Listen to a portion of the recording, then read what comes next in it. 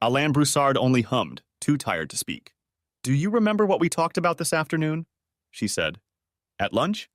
Uh-huh, he replied, not really remembering. Well, she said, I think I have an idea. Let's hear it. Okay, here's the deal. Focus, Alain, she said. It's important and it's going to profit us. He shifted his gaze to her and nodded. So every day we accrue interest. Every single day. On all deposits, investments, mortgages, short-term and long-term commercial paper. On all of it, and we do it every day. He nodded. Yeah. So? Down to 10,000ths of a cent, right? He nodded. Well, let me ask you this. When you get your savings account statement, does it show fractions of a cent? Or just cents? Only cents. She nodded. That's exactly right. Your statement says $12.34, for example, right? He nodded. Not 12 whole 3/4, 2/9, 6/3, right?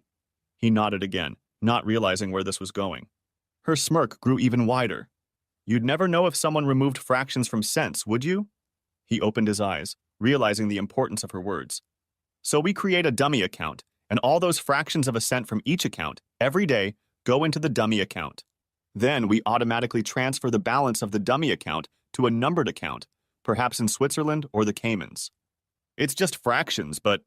He finished the thought for her, unable to contain his excitement. But in millions of accounts every day, it's... Christ, it's a goddamn fortune! She nodded, pleased with herself. It's actually about 900,000 a month, give or take, she said. Some months the percentage will be lower, some months higher. But on average, we're aiming for 900,000 a month. But is it doable? I mean, I'm sure it can be done somehow. But won't we get caught? Who's checking this shit? And frankly, I don't know shit about computers. She nodded. All right then, he said. Well, we've got you to cover our ass from on high. You're the senior vice president of commercial paper, so you sign off on overseas transfers on a regular basis. Yeah, he said. And that's where the first problem arises. We're going to have to create not one, but a whole bunch of new accounts. The system will call the IRS on any daily transfer of more than 10,000 from one account. So we'll have to start 4 or 5 accounts just to be on the safe side. Okay, she agreed. And we have me. I do the auditing.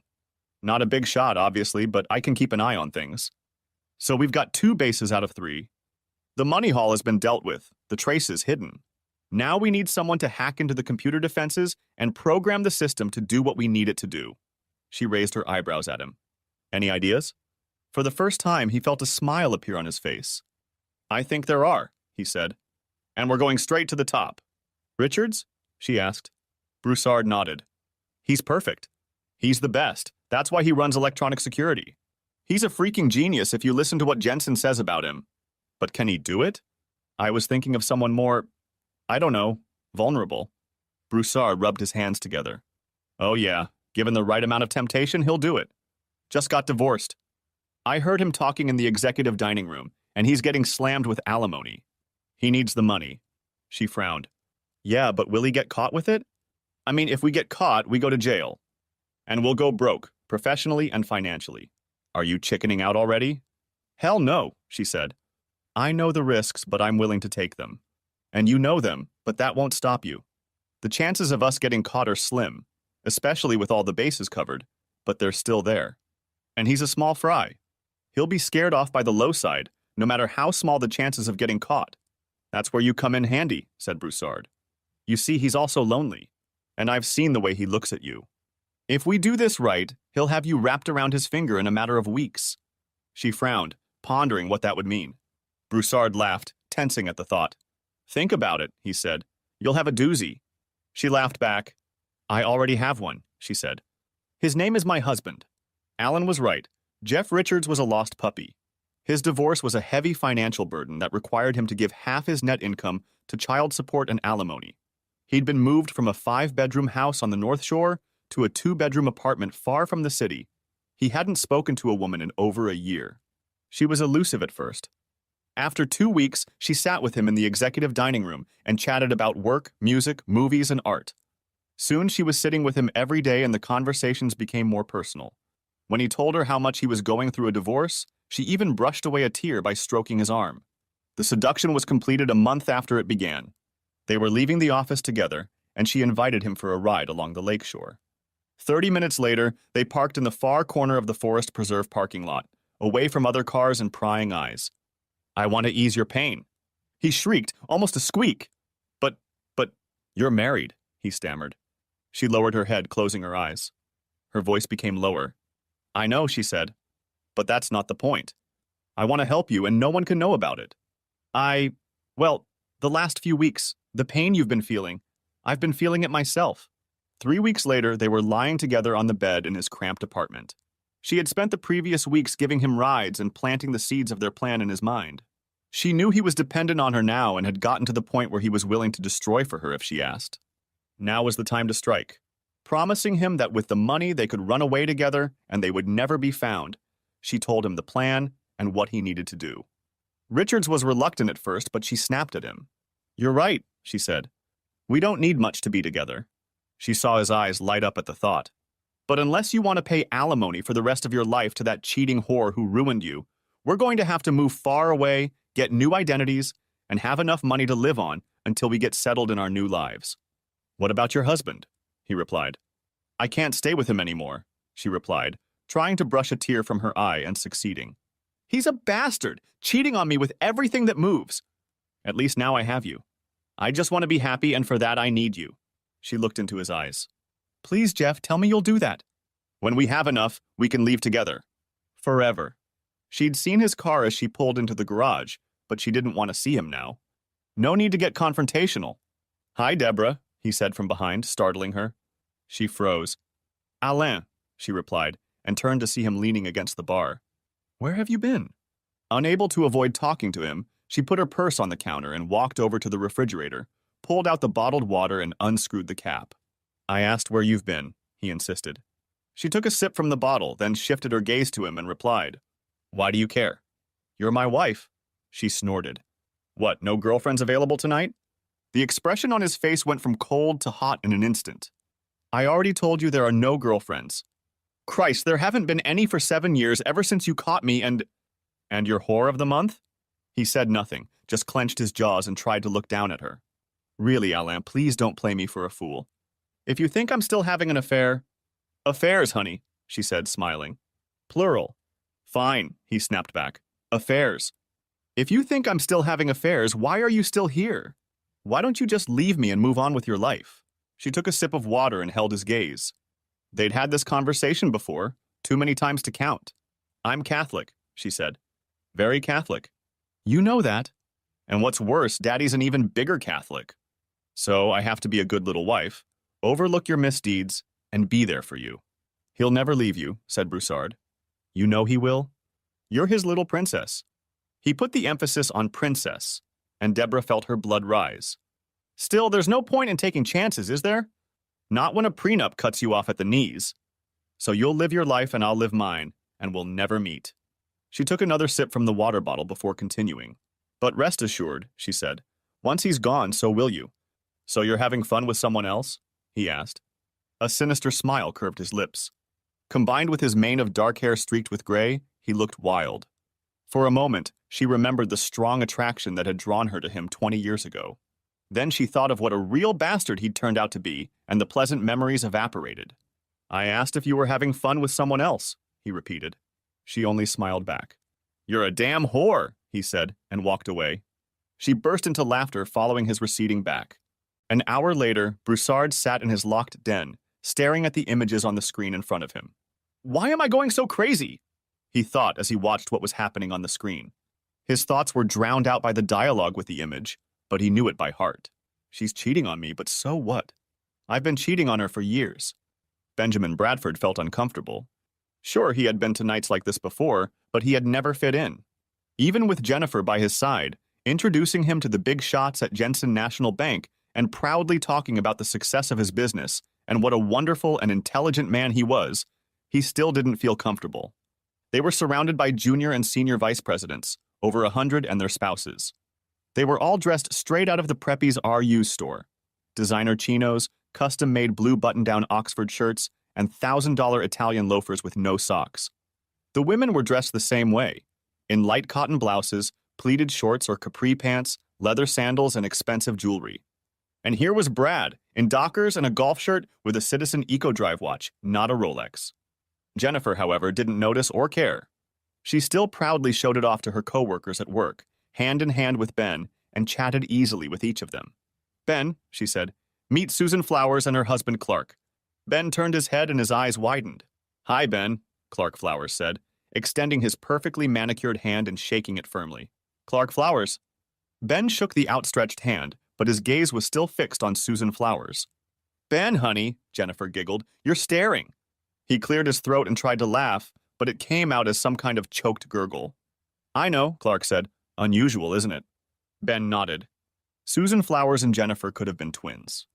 Almost the same height, about 5'6", both slender, blue-eyed, with short blonde hair. See anything you like? Susan laughed, reached out and shook Ben's hand. His gaze traveled down her body, then turned and looked Jennifer over from head to toe. Wow, he said. Were you separated at birth? They all laughed. Sometimes it makes it hard to work in the office, Susan said. People mistake us for each other all the time. And I think Jennifer takes advantage of that sometimes, don't you, dear?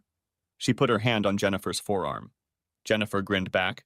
If they want to think that the senior vice president is in charge of the audit and not the little junior vice president, who am I to embarrass them? Come on, girl, Clark said. Oh, honey, look, Susan said, pointing over Ben's shoulder. Ben turned to follow her finger as she spoke. This is Alan, from Commercial Paper. I wanted to introduce you two, remember? Of course, Clark said, turned to Ben and nodded, then followed his wife. Who's Alan? Said Ben, turning to Jennifer again. She hesitated before answering. He has some bad news, she whispered. Ben shifted his gaze to Broussard again. How so? Just bad news. Stay away from him. He nodded. Who's the bad news? Came a loud voice. Oh, Ben, Jennifer said, pulling his arm to get his attention. It's Mr. Jensen. Please, Jennifer, it's Horace, he said. Ben looked at the man standing in front of him, the president and CEO of Jensen National Bank. He was short, an inch or so shorter than Jennifer, and built like a block. He had a full head of silver hair, a swarthy face with a deep tan, a square jawline to match his square frame, and twinkling hazel-colored eyes. Ben determined his age to be 60, but he could have been 10 years old or less. Either way, he looked in good shape, sturdy and strong for such a short man. And unlike all the other men, he was dressed in faded Levi's and a Chicago Bulls jersey. Horace, Jennifer said, this is my husband, Benjamin Bradford.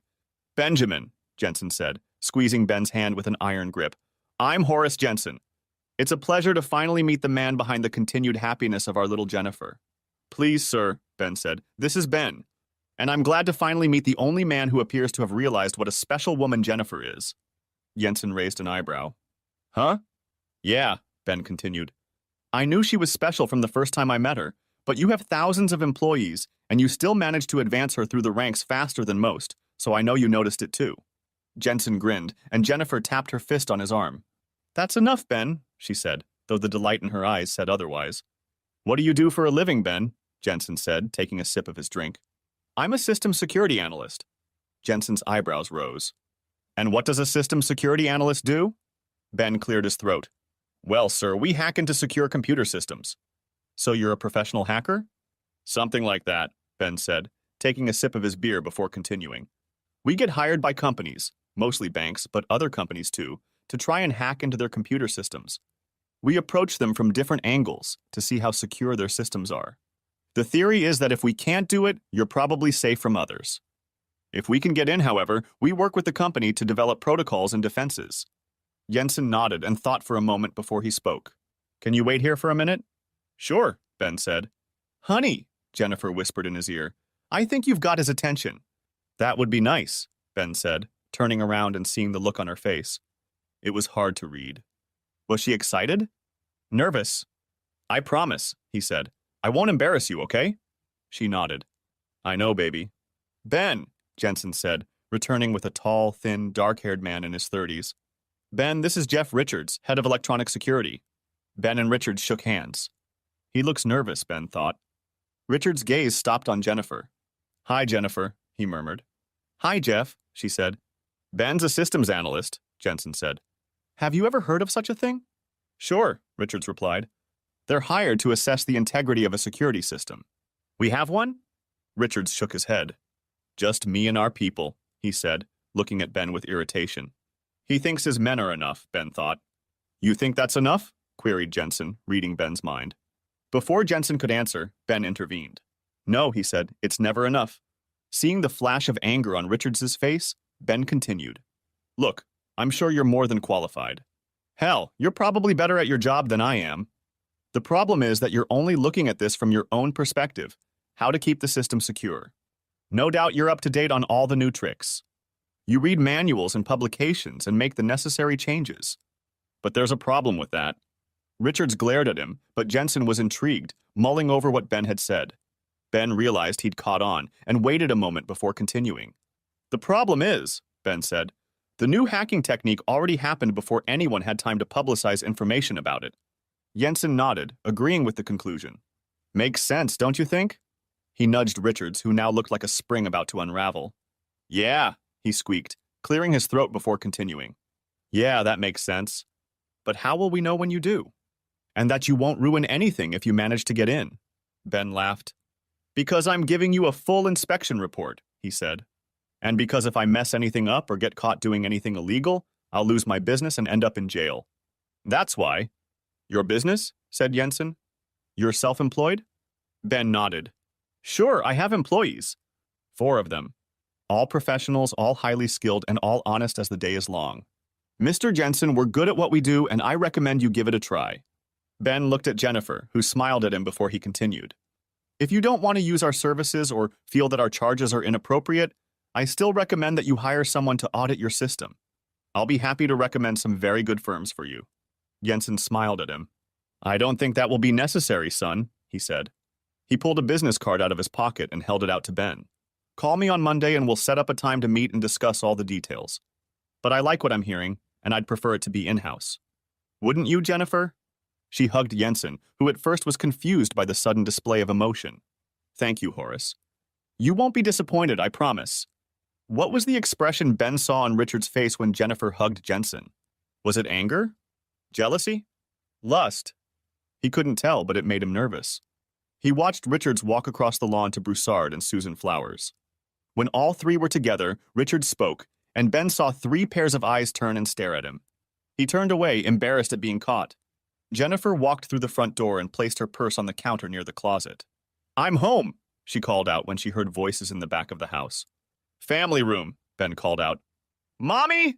The twins shouted in unison, and she heard their clumsy footsteps as they ran after her. Hi, little ones, she said, reaching down and taking a twin in each hand. Ashley and I are reading, Allison said. Really? Jennifer replied, turning to Ashley. Is that true? Ashley nodded solemnly. Horton's book. Horton hears who? Ashley nodded again and whispered, It's my favorite. Not me, Allison shrieked. I like Sam Ya. And I like them both, Jennifer agreed. Good, Ben smiled, walking over and taking Ashley from her arms. Then you can read Green Eggs and Ham to them before bedtime. Jennifer smiled as he leaned over and kissed her cheek. They made their way to the kitchen to eat dinner. How was work, honey? He asked behind her back. Long. She glanced at the clock on the stove. 8:10.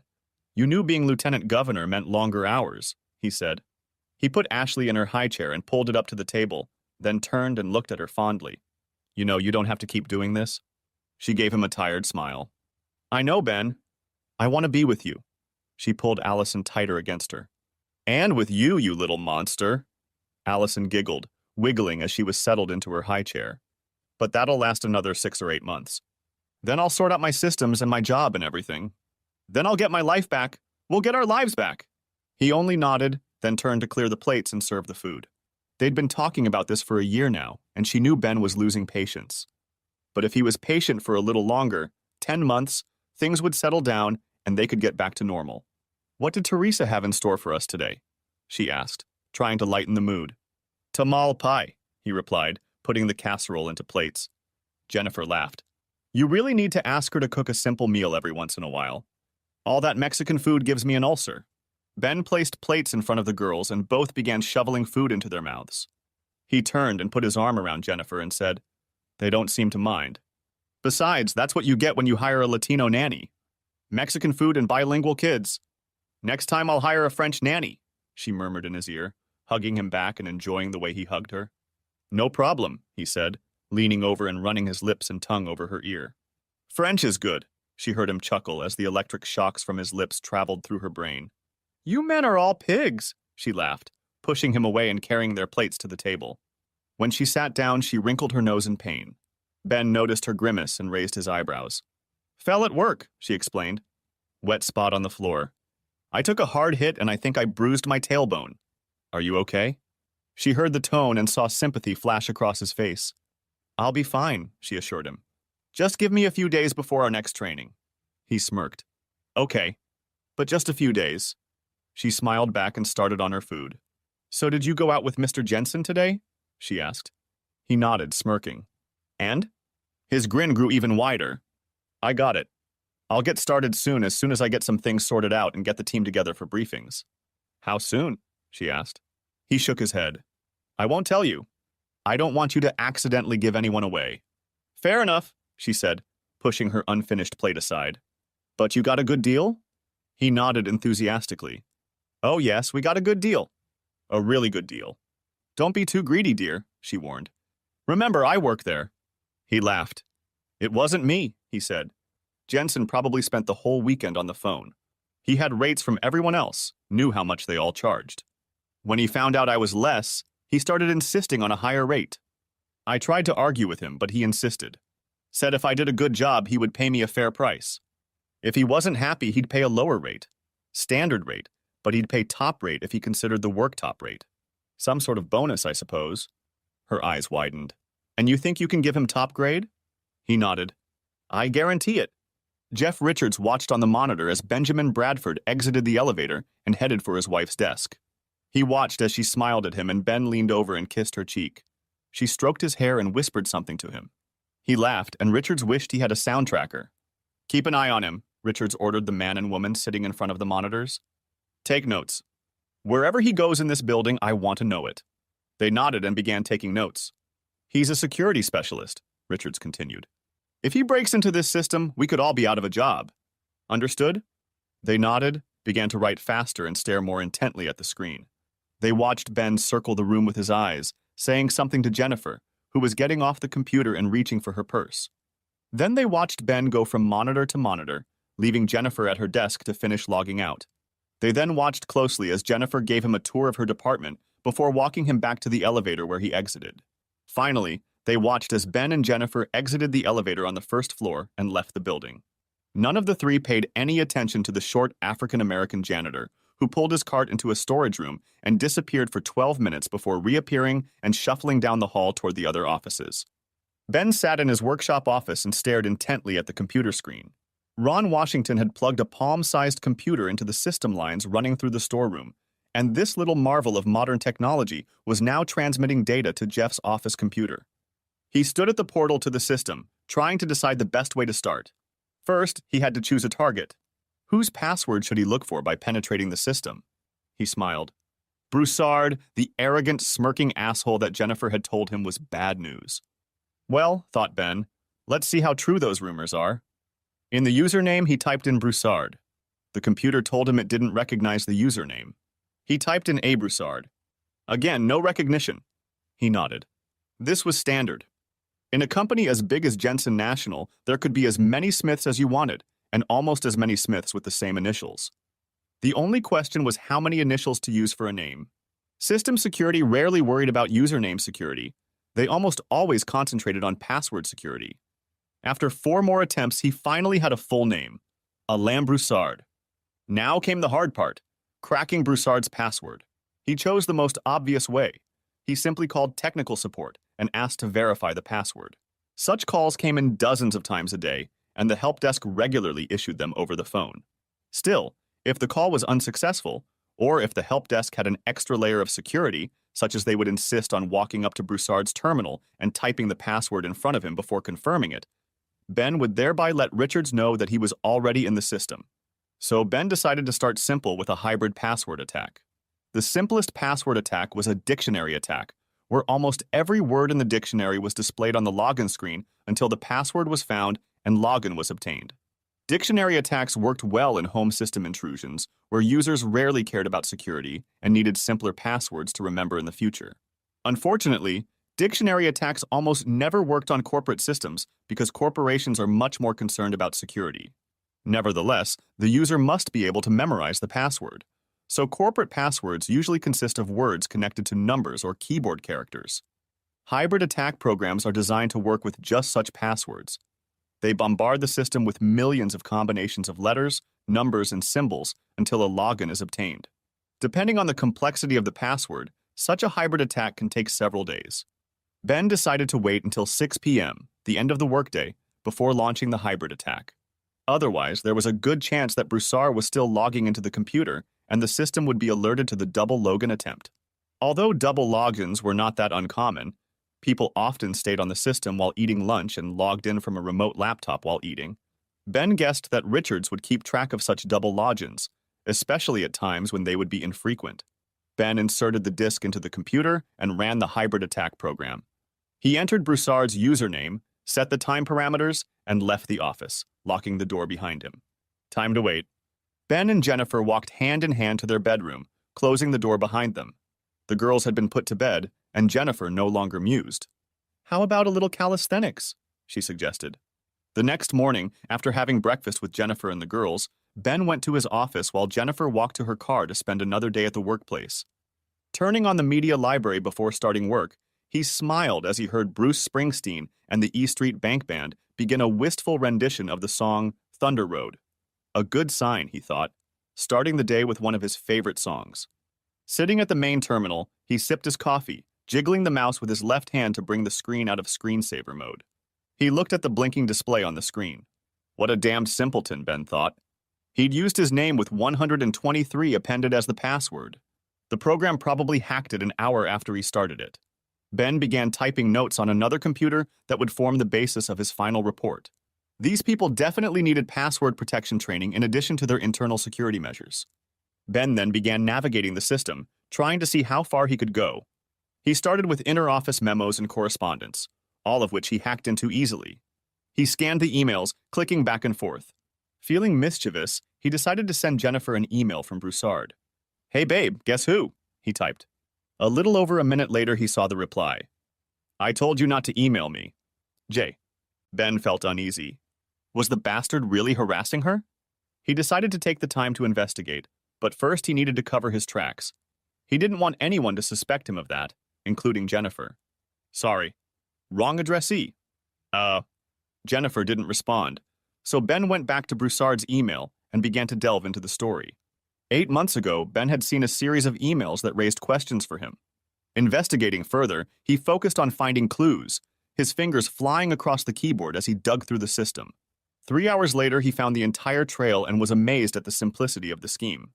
He downloaded copies of the lines of code to an external hard drive, as well as several emails that indirectly mentioned the hoax. Unsure that he had the full picture, Ben went back to the list of emails that had originally tipped him off. The emails had ended abruptly, but Ben was well aware that the massive theft was still going on. Maybe he's running it from another account, Ben speculated, and scrolled through the emails looking for other addresses to look for. An hour later, Ben logged into Broussard's home email account.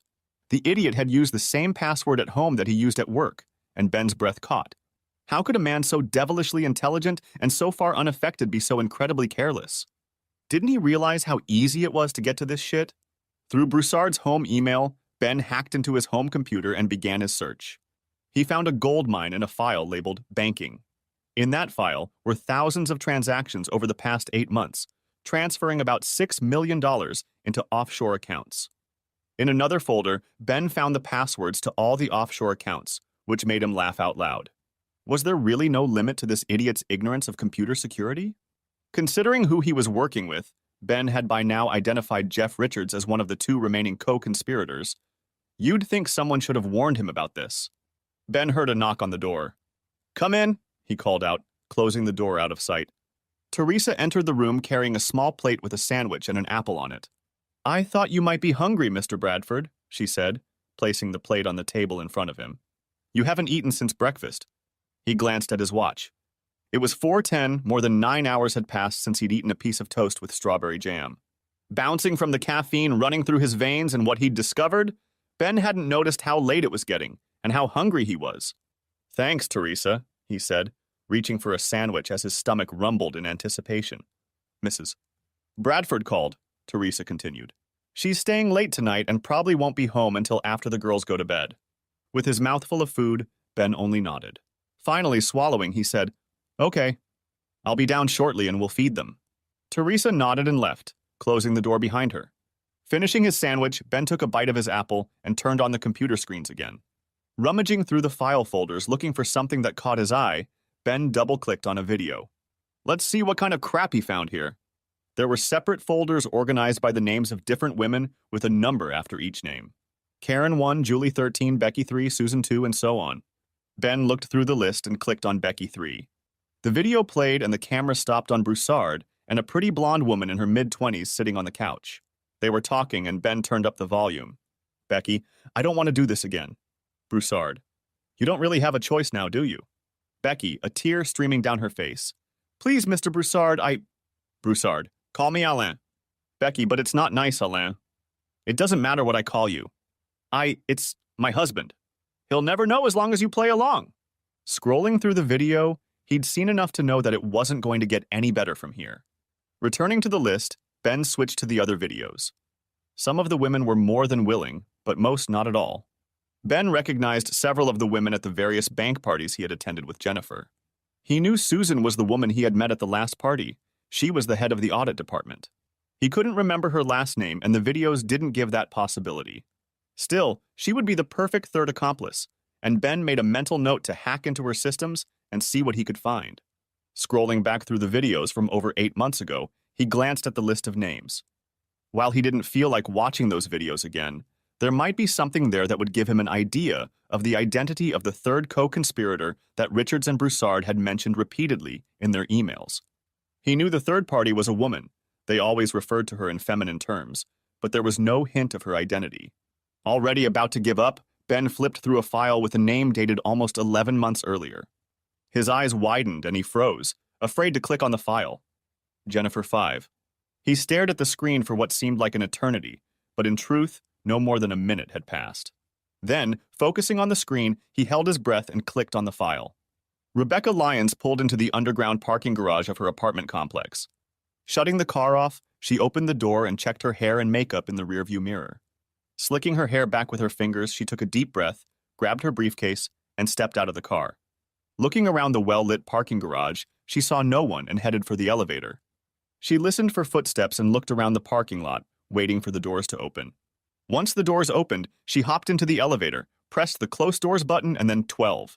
Her body tensed as she waited for the doors to close, and she was only able to breathe normally when the doors finally closed and the elevator began its ascent. 9 years have passed, she thought for the millionth time, and I'm still nervous. Then a strange smile played on her lips. Good, she thought, because if she had been so careful from the beginning, this would never have happened. When the doors opened on the top floor, Rebecca stepped out of the elevator, turned the corner, and bumped into someone. Excuse me, she said, instinctively clutching her briefcase to her. Rebecca, the man said, and she nearly fainted. 8 years later, she still recognized his soft intonation when he said her name. Ben? She looked up at him. Sure enough, Benjamin Bradford in the flesh. Same trim figure, same short-cropped hair slicked to the side, same deep brown eyes, same faded jeans, worn tennis shoes and t-shirt. If it weren't for a few streaks of gray hair, which she realized seemed premature for a man in his early 30s, and the expression on his face, he hadn't changed a bit in 8 years. Rebecca, he said, I need your help. Her face tensed. How did you get here? She demanded. This building is guarded. He cleared his throat, his expression growing more desperate. I know someone who lives here. An old client. They let me in. What do you want? Help, he repeated. I need your help. She studied his face. She'd never seen him like this before. In all the years they had been dating, the 4 best years of her life followed by one of the worst, she had never seen him scared. She realized that was exactly what he looked like now. Frightened. And lost. It made her angry. Of course you need my help, she said, pushing him away as she headed for her door. Where were you when I needed your help? Can you answer that question for me? And now you need my help? She heard him follow as she unlocked the door. It's not fair, Rebecca, he pleaded. You know it wasn't like that. I was there for you. I tried my best, you know that. She pressed herself against the door. He was right. He'd done his best. And he would have continued if she herself hadn't forced him away and ended the relationship. That night had broken her, and after 8 months of Ben patiently trying to fix her, she realized she wasn't going to get better. Therapy, love. Nothing could get that terrible night out of her mind as long as she lived. So she did the hardest thing she'd ever had to do, even harder than reliving that night and its aftermath. She'd forced the only man she'd ever loved to leave her. "Come in," she whispered, opening the door and walking into her apartment. She turned on the lights and headed towards her bedroom. "Sit down and relax while I get out of this monkey suit." 5 minutes later, Rebecca was back in the living room, feeling much more comfortable in her sweatshirt and loose jeans. She walked past Ben, who was sitting on the couch, and headed for the kitchen. "Do you want something to eat or drink?" she asked. Hearing no answer, she picked up a can of Diet Pepsi, opened it, and returned to the living room. Ben was hunched over on the couch, resting his head on his hands. "Ben," she said, settling into the chair across from him, "what's wrong?" "I need your help." "Why me?" He coughed, and a wheeze full of irritation could be heard in his cough. "You'll understand when you find out what's going on." "What he's doing to them." He lifted his gaze from his hands and looked at her, anger now blazing in his eyes and curving in his mouth. Who's doing what to whom?" His face returned to his hands before he answered. "I want to hire you. Only after you agree can I tell you." His voice broke, and he was on the verge of tears. Rebecca felt her composure, her cold exterior begin to melt at the sight and sound of his voice. She lowered her voice. "Ben, come on, is that Jennifer?" "Girls?" She heard a suppressed sob, but couldn't tell if it was Jennifer or the girls. Placing the soda on the coffee table, she got up from the chair and walked over to the couch, hesitant to sit next to him. It had been like this since that night, especially after Ben left. She'd had to force herself to tolerate human contact, to not flinch at the most casual of touches. And yet it was crumbling before her eyes, and she couldn't think of anything else to do. Sitting down on the couch beside him, she put a hand on his shoulder. "Ben," she encouraged, "you have to tell me what you want. I can't help you if you don't tell me." When he said nothing, she added, "Okay, consider me hired. We'll talk details later." He looked up, saw that she was serious, and began to speak. Softly and with feeling at first, but by the end it was dull and monotonous. An hour later, Rebecca could only stare with her mouth hanging open as Ben finished telling her about the whole deception. But not a minute later, he stopped talking, signaling that the story was over, and her lawyer turned on her. She clicked the latches of her briefcase, pulled out a pen and notepad, and began writing a plan. "Okay, Ben," she said, "you wanted my help, and now you're going to get it." The pace of her writing picked up as her anger grew. "And I'm not going to give you a choice. We're going to burn their asses and burn them good." 2 weeks later, Richard sat across from Broussard in the executive dining room. "We may have a problem," he said, looking around to make sure no one was eavesdropping. Broussard set his fork aside and slowed his chewing. "He could be in the system," Richards continued. "There are some strange logins. Strange timing, unrecorded double logins, snooping through the usual folders." Broussard cut off a piece of carrot and put it in his mouth, chewing methodically and looking at Richards. When he swallowed, he spoke. "Any indication that he accessed any files related to this enterprise?" Richards shrugged. "I can't say for sure. He might have, but the chances are slim. Hell, there are millions of files on the system, and the odds of him just stumbling across this one are slim to none. Still, are you sure there's no trace of it anywhere else?" "Traces?" asked Broussard. "What kind of traces?" Richards leaned toward him. "Well, any communications with someone else, Broussard's eyes narrowed as he pondered the question. "No," he finally uttered. "We never took notes. Hell, we haven't even talked in months in any way, shape, or form." Richards sighed, feeling the tension leave his body. "And you don't keep any trace of that anywhere else?" Broussard hesitated before answering. "No, of course not." Richards knew he was lying.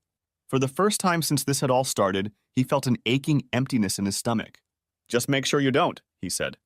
Across town, Rebecca picked up her office phone. "Rebecca Lyons," she said. "Done," Ben said.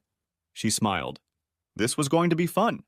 2 days later, Jeff Richards was surprised to hear a knock on the door. It was only 6, and she wasn't due until half an hour later. She usually couldn't stay out late on Fridays, but he knew it wouldn't be long. "What was so important you had to see today?" she asked nonchalantly, walking past him as he closed the door. "We have a problem," he said. She turned, and he saw anger flash across her face. "What kind of problem?" "Broussard," Richard said. "He didn't listen to everything I told him. About security," Her eyes narrowed. How do you know? Richard smiled. Because I hacked into his accounts, he said. Both at the office and at home. And? And he has enough funds there to put us all in jail for a very long time, Richard said, his voice breaking with the anger that had come over him. She slammed her purse on the table.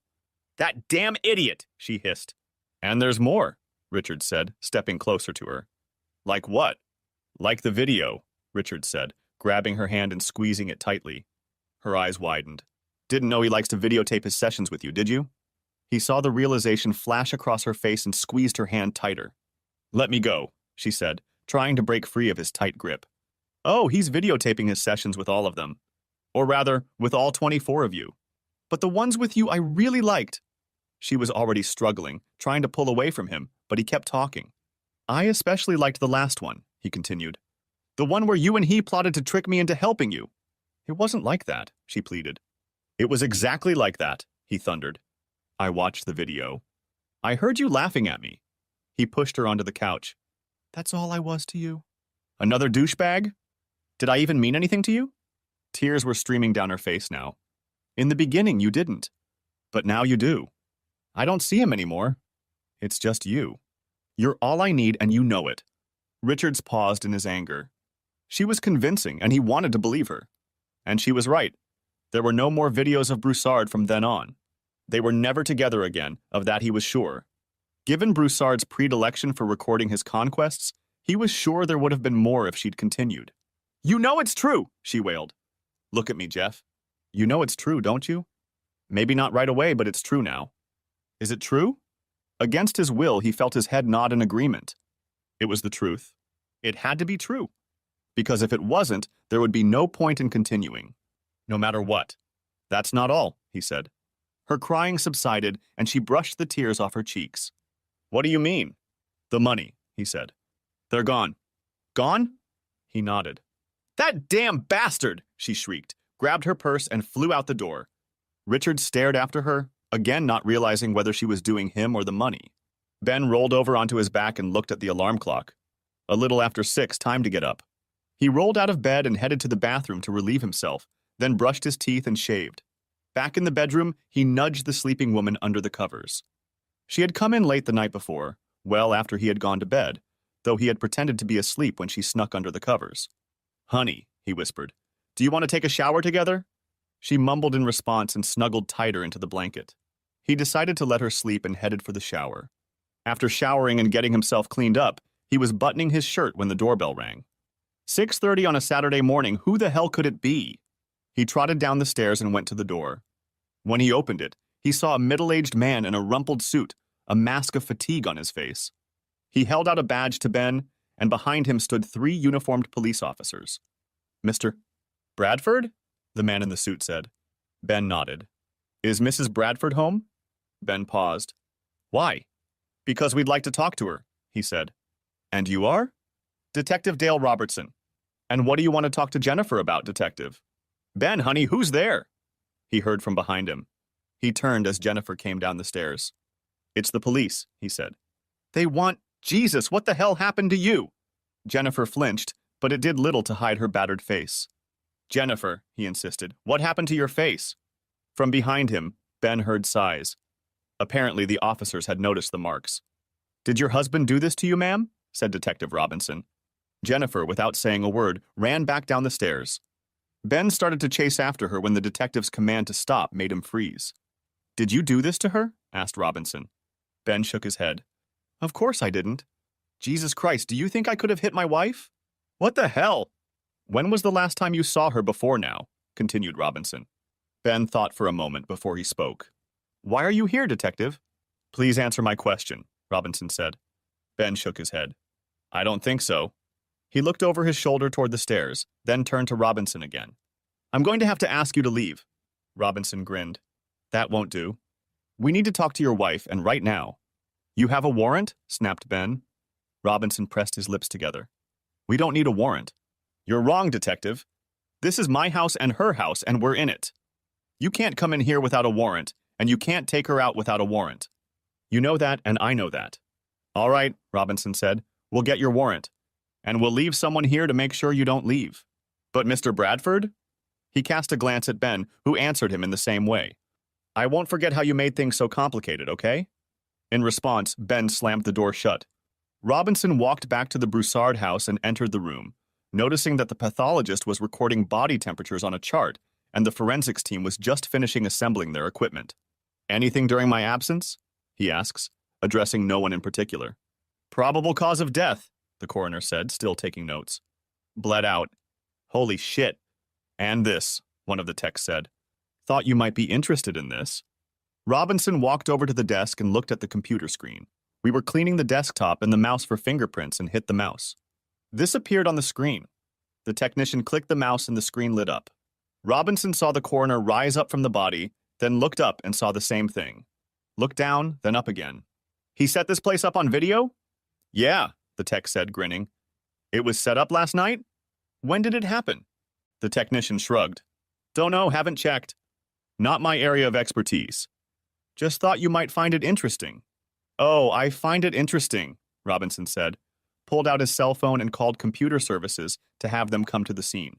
What's going on? Asked Rebecca as she walked through the front door. I'll tell you the whole story later, Ben said. But right now the cops were here and they want to question Jennifer. About what? They didn't say. But probably about what we talked about last night. Rebecca's face tensed as she tossed her jacket onto the couch. Where's Jennifer? Upstairs. Ben pointed to the landing. Last door on the right. Have you talked to her since they left? He shook his head. She locked the door and won't let me in. Rebecca nodded. Stay here, she ordered. Maybe she'll feel more comfortable just talking to me. Ben bit his lower lip and nodded. Jennifer, Rebecca said, knocking on the door. Jennifer, I'm Rebecca Lyons. I'm an attorney and I need to talk to you. She didn't hear a response. Jennifer, please let me in. Ben isn't here, he's downstairs. It's just going to be you and me here, okay? Please, Jennifer, we don't have much time. She heard soft footsteps, then the doorknob clicked and the door opened. May I come in? Asked Rebecca. Jennifer came back in and sat down on the bed without saying anything. She just looked at Rebecca, who gasped when she saw Jennifer's face. Jennifer, the police were here. Jennifer didn't answer anything. Do you know what they want? After a moment, Jennifer nodded slowly, as if in a trance.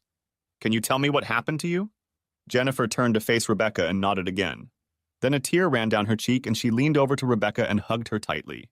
Calm down, Rebecca whispered, stroking Jennifer's back as she felt the wet tears penetrate her blouse at her shoulder. Jennifer, you have to be strong. The police will be back any minute and I need to know what happened. Okay? She felt Jennifer nod, pressing herself against her shoulder. Then the embrace loosened. After a moment, Jennifer leaned back in her chair and began to talk. 30 minutes later, Jennifer finished her story. Rebecca could only sit, stunned, while a whirlwind of feverish activity swirled in her head. No sooner had she made a plan of action than she heard the doorbell ring and realized that the time to make a decision was now. Robinson waited patiently while the dark-haired lawyer read the warrant. She's beautiful, he thought, but wounded. There was something about her that made him wary of people, hesitant to touch them. She only felt comfortable around Bradford, he realized. Best to put that aside for later. All right, detective, she said, handing him back the warrant. Please proceed. But Rebecca, Ben said behind her. There's nothing we can do, Ben, she said. It's okay. Robinson smiled. Told you I'd be back, handsome. He tapped Ben on the shoulder with the warrant as he walked by and led 5 uniformed officers and 3 technicians to the crime scene at the back of the house. The officers and techs spread out, going into different parts of the house. Robinson followed their actions and then turned to face Rebecca and Ben. Where's Mrs. Bradford? He asked. Upstairs, Ben replied. Will she be joining us? This question he addressed to Rebecca. No, she won't be joining us, Rebecca replied. She's had a very traumatic time and it's better for her to rest. You know, Robinson said, realizing he was wasting his breath, if she would just answer a few questions, we could leave these people alone. Rebecca shook her head. That won't do, detective. You should know that Mrs. Bradford is represented by an attorney, me, and she won't answer any questions until I get there. Okay?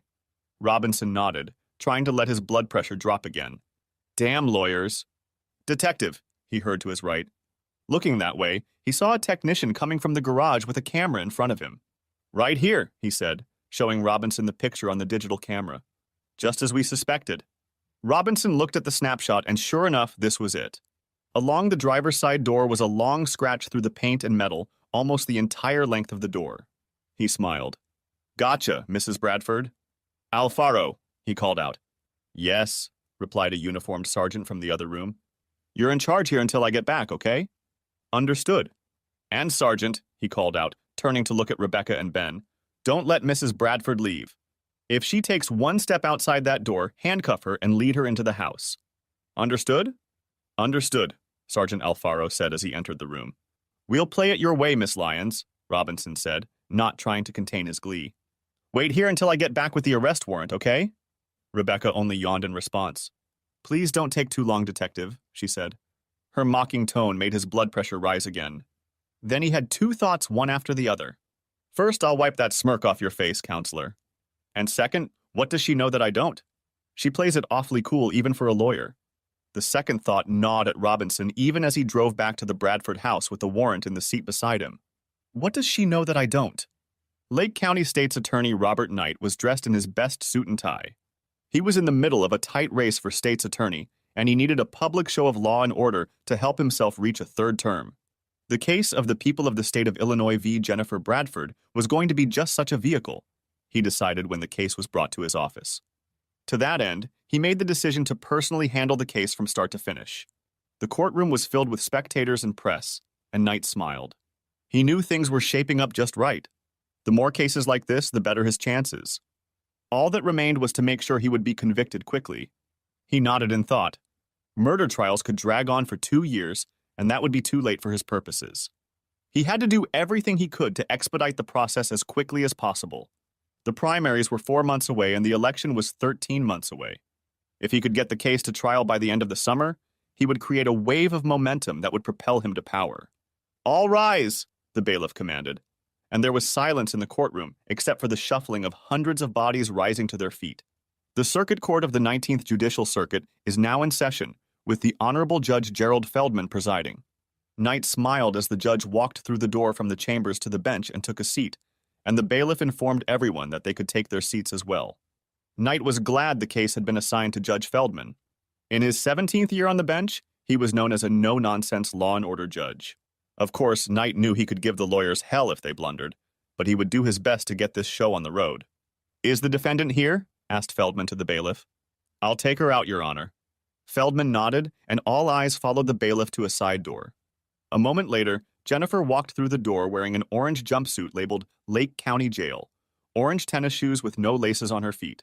People v. Bradford, case number 09CF2311, Feldman said in a bored voice as he flipped through the file folder in front of him. Counsel for the state, please identify yourself. Robert Knight on behalf of the people of the state of Illinois, Knight said, his deep voice rumbling throughout the courtroom. Counsel for the defendant? Rebecca Lyons of Schwartz-Gilman, Your Honor. Feldman turned to the dark-haired woman sitting next to him.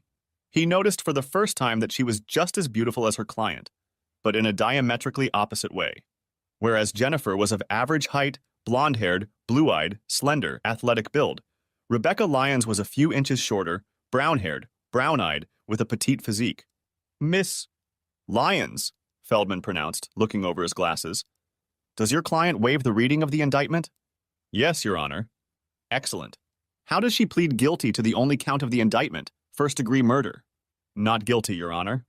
A murmur went up in the courtroom. Reporters' pens scribbled on notepads. Quiet, the bailiff called out, and the murmuring subsided. Feldman smiled at the bailiff and continued.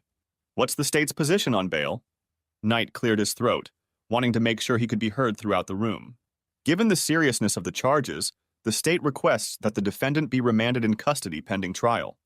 A murmur went up again, and Feldman glanced at the crowd, which fell silent. Miss Lyons? Your Honor, Mrs. Bradford has close ties to this community. She has a family, very young twin girls, and a husband who is also connected to this community. She is not a flight risk. We ask that bail be set at a reasonable amount. Feldman nodded, then scribbled something on the form in front of him. Bail will be set at $10 million, 10% on the bond. If she can post that amount, she'll have to surrender her passport. Knight smiled, pleased with such a high bail. Then he heard a thump and turned to his right.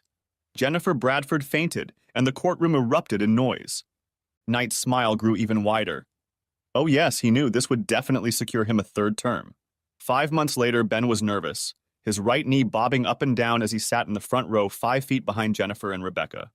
For the past 4 days, they'd been picking jurors, and Rebecca had assured Jennifer and him that it was a good choice. 5 men and 7 women. Only one of the men was unmarried, but he was engaged. And 3 of the women were unmarried, but that didn't matter in a self-defense suit.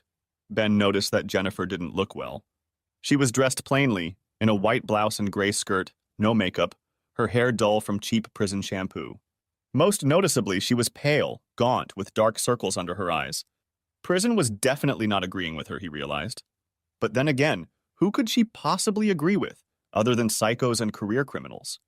Rebecca, on the other hand, was a model of firm self-confidence.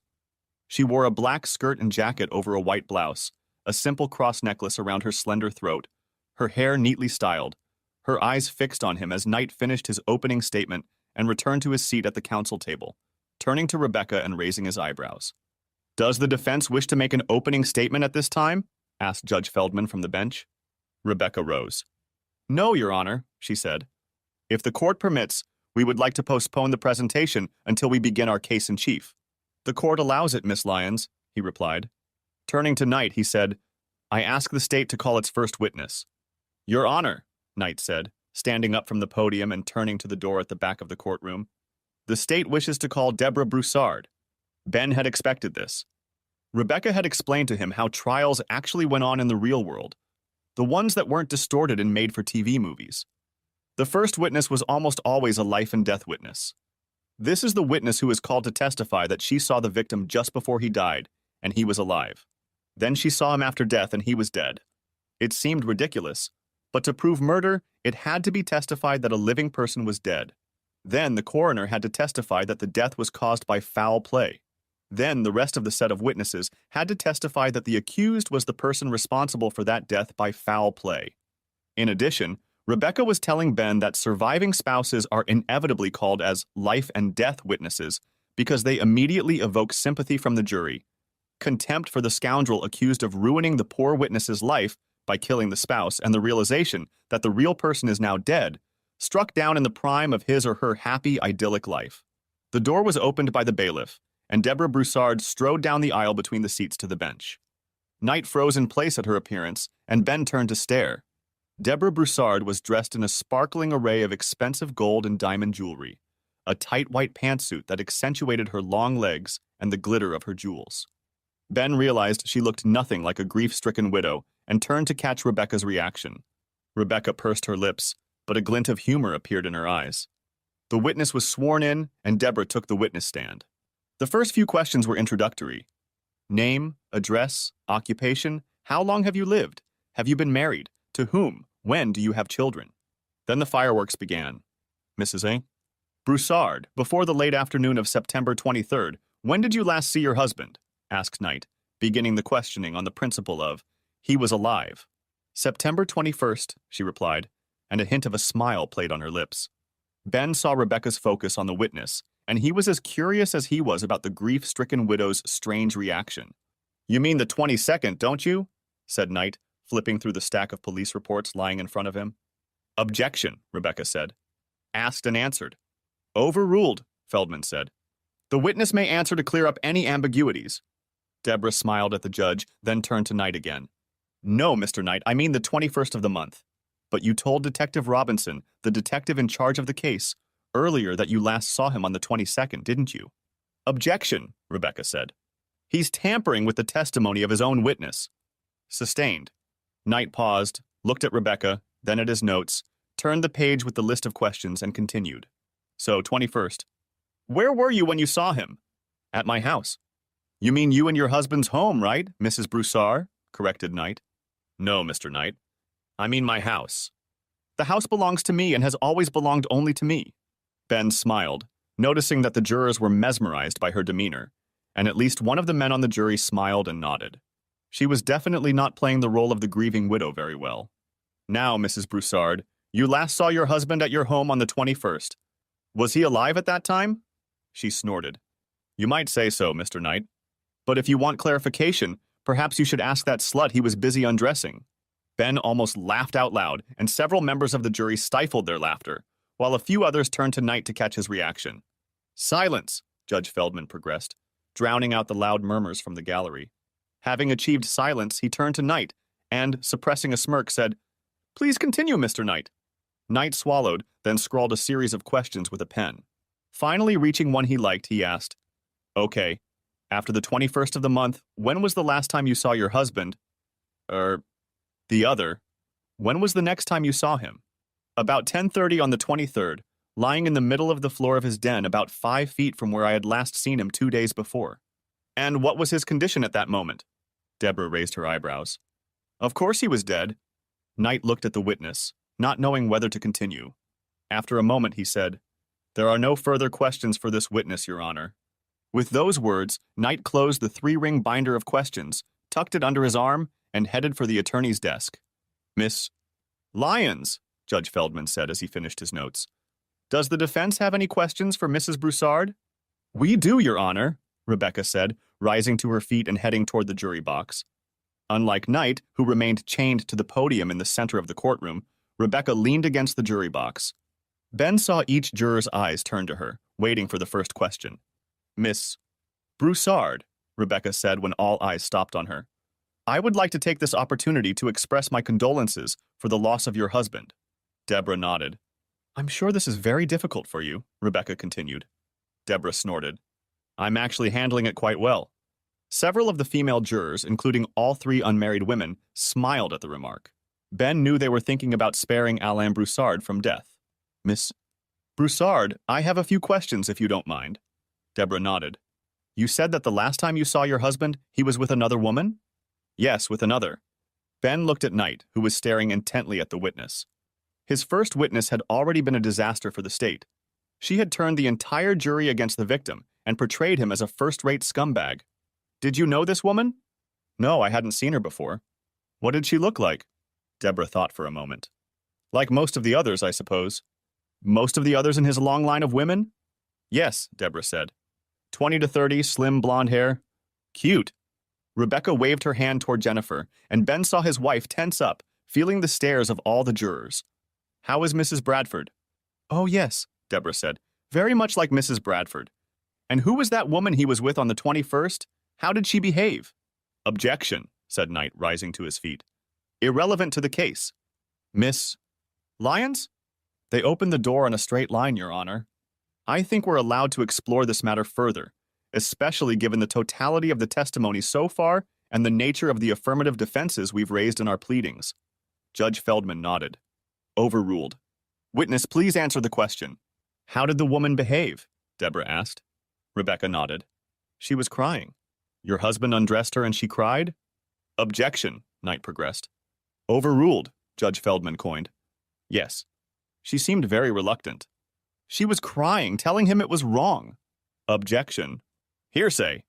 "That doesn't prove the allegation's true," Rebecca replied. "It only speaks to the woman's behavior." "True." "Objection overruled," Judge Feldman said.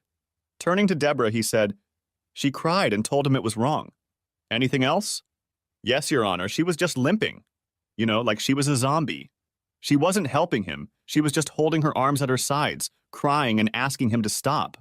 "And what did you do, Mrs. Broussard?" asked Rebecca. "I told her to come with me." "And did she go?" "She didn't want to." "I told her she didn't have to do anything she didn't want to do, but she just sat there." "I told Alain to leave her alone, but he just smirked and said she was more than willing. That it was a little game they play from time to time. He said I should sit here to see how much fun it could be." "Did you call the police?" Deborah lowered her eyes. "No. I offered to, but the woman begged me not to. She said she'd be fine." Rebecca tapped her knuckles on the jury rail. "Thank you for your honesty, Miss Broussard." Turning back to the bench, she said, "I have no further questions for this witness, Your Honor." Judge Feldman nodded and turned to Knight. "Mr. Knight? Do you wish to redirect the testimony?" Knight cleared his throat and stood up. "No, Your Honor." Then the witness is excused. "Mrs. Broussard, please do not discuss your testimony with the other witnesses in the hallway." "Do you understand?" Deborah nodded. "I won't, Your Honor." "Thank you." Turning to Knight, Judge Feldman said, "The state may call its next witness." Knight called Dr. Anthony Iatrola, the Lake County coroner. Ben nearly fell asleep during the dry testimony about cause of death, penetrating force, and so on and so forth. Even the photographs weren't too interesting. They showed Broussard curled up face down, a few pictures of scratches on his neck. On cross-examination, Rebecca focused primarily on the time of death. Dr. Iatrola suggested that death had occurred between 7 and 10 o'clock in the evening. Of course, he admitted, it could have been earlier, and certainly later. The house was equipped with a computerized thermostat that automatically changed the temperature in the house, lowering it when people were normally away and raising it when they were home. Given the fluctuations that accompanied such temperature changes, particularly the time it took for the house to heat up or cool down, it was possible to skew the time either way. Just as she returned to the lawyer's desk, her cross-examination apparently complete, Rebecca stopped and turned around. "By the way," she said, "I thought you said there was an artery here?" "Yes," said Dr. Iatrola. "An aorta, as a matter of fact." "Thank you, doctor," she said, sitting down. No further questions. Detective Robinson, who had sat at the counsel table with Knight throughout the trial, took the stand next. He described how he arrived on the scene at midnight, cordoned off the crime scene, questioned Deborah Broussard, and learned about surveillance opportunities in the house. "Surveillance capabilities?" asked Knight. Robinson cleared his throat. "Yes, sir. The house is perimeter fenced and has an electronic gate. There are cameras on the gate that record every entry and exit when the gate is touched, something to do with interference in the electrical signal or when the gate is activated." "And you've reviewed the footage?" Robinson nodded. "It shows a dark BMW 325 entering at 7:23 and exiting at 7:52. "Can you determine the color of the BMW?" asked Knight. "No, sir. The camera only captures black and white." "Do you remember the license plate number?" "No," Robinson said, clearing his throat. "The license plates on the front and back were covered in what appeared to be mud. We couldn't make out the license plate." "Your Honor," Rebecca said, standing up. "At this point, we're going to object under the best evidence rule. If they have the tape, they should produce it and let us draw our own conclusions, not let the witness simply describe their observations." Judge Feldman turned to Knight. "Mr. Knight, do you have the tape?" Knight glanced at Rebecca. "We have it, Your Honor. But it would be a waste of time, everyone's time, if we sit here and watch it in its entirety." "Miss In?" "Lyons?" asked Judge Feldman. She shrugged. "My client is facing a life sentence, Your Honor. I'm sure Mr. Knight or the other members of the jury won't mind spending 30 minutes of their time reviewing the tape on which the witness's entire investigation seems to rest." Ben saw several members of the jury nod approvingly. Judge Feldman told Knight to lay the groundwork for the tape, which he did with the help of Detective Robinson's testimony. Everyone then spent the next 30 minutes watching the tape. After a lunch break, Knight resumed his questioning of Detective Robinson. "What did this tape mean to you?" asked Knight of Robinson. "Well, it looks like someone in a dark BMW, license plate unknown, entered the gate around 7:30 and left about half an hour later. It also looks like it was a blonde-haired woman. And finally, it looks like the driver's sidecar door made contact with the gate as she was pulling out." Knight nodded. He then briefed Robinson on further details of the investigation that night. Robinson struck up a conversation with Deborah about someone they knew in a BMW 325, especially one with blonde hair. The only names she could name were Susan Flowers and Jennifer Bradford, two of Alan's co-workers whom she had met at company parties in the past. Unable to reach either of them, he drove to the Flowers house. No one was there, and there was no BMW in the driveway. He then drove to the Bradford's house, where he eventually found Jennifer's red BMW 325 with a long scratch on the driver's door. "Were there any impact marks on the car door?" Robinson shook his head. "No, sir. The scratch appears to have been scuffed up. Does the scratch appear to be recent?" "Objection," Rebecca said.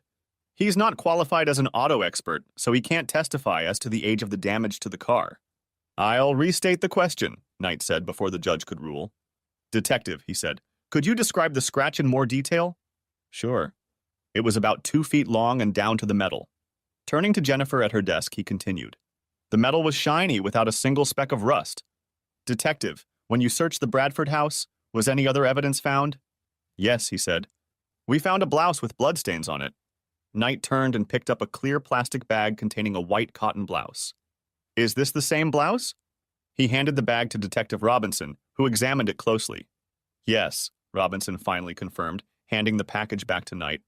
"Your Honor, I would like what was previously marked as State Exhibit Number 34 for identification to be admitted into evidence as State Exhibit Number 34.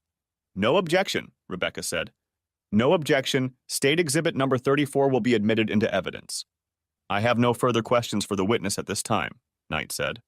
Rebecca stood up and walked over to the table where the admitted exhibits lay. She picked up the blouse and turned back to Detective Robinson. You testified that there was blood on this blouse, correct?